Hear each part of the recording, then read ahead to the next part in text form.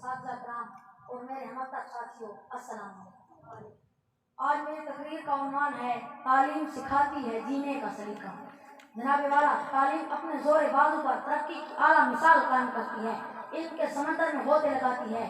علم کے علم کو اونچا کرتی ہے اور پھر حقیر سی سوئی سے لے کر بھاری بھرکم جہازوں پر اپنے نام کے ٹھپے لگواتی ہے اور یہ اعلان کرتی ہے کہ میرے ہاتھ میں قلم ہے، میرے ذہن میں اجالا،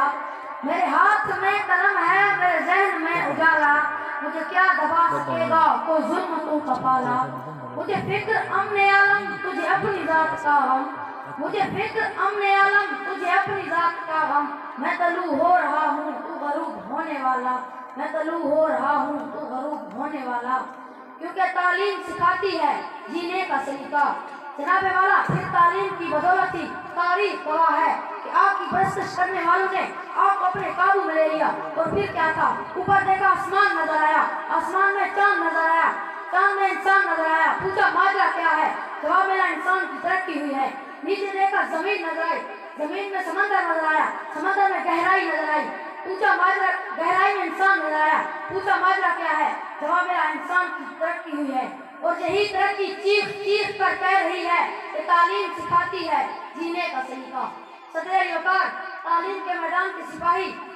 جب جابر بن حیان بنتے ہیں، الراضی البیرونی بنتے ہیں، تو پھر اپنی زندگیاں بنا کر جینے کا سلیقہ سکھاتے ہیں۔ تعلیم کے میدان کے سپاہی جب آئزیک نیوٹن، گرام بیل بنتے ہیں، تو دوسروں کے کام آ کر جینے کا سلیقہ سکھاتے ہیں۔ صدر یوکار، تعلیم کے میدان کے سپاہی جب الیگزینڈر فلیمنگ ایڈورڈ بنتے ہیں، تو اینٹی بایوٹک اور ویکسینیشن کی ایجاد کر کے زندگیاں بچا کر جینے کا سلیقہ سکھاتے ہیں۔ تعلیم کے میدان کے سپاہی جب سیاست میں کرتے ہیں، ابراہم لنکن، نیلسن منڈیلا بن کر قوم کو جینے کا سلیقہ سکھاتے ہیں۔ جناب صدر، تعلیم کے میدان کے سپاہی جب رہنما بنتے ہیں، علامہ اقبال، محمد علی جناح بن کر قوم کو رہنمائی کر کے جینے کا سلیقہ سکھاتے ہیں۔ تعلیم کے میدان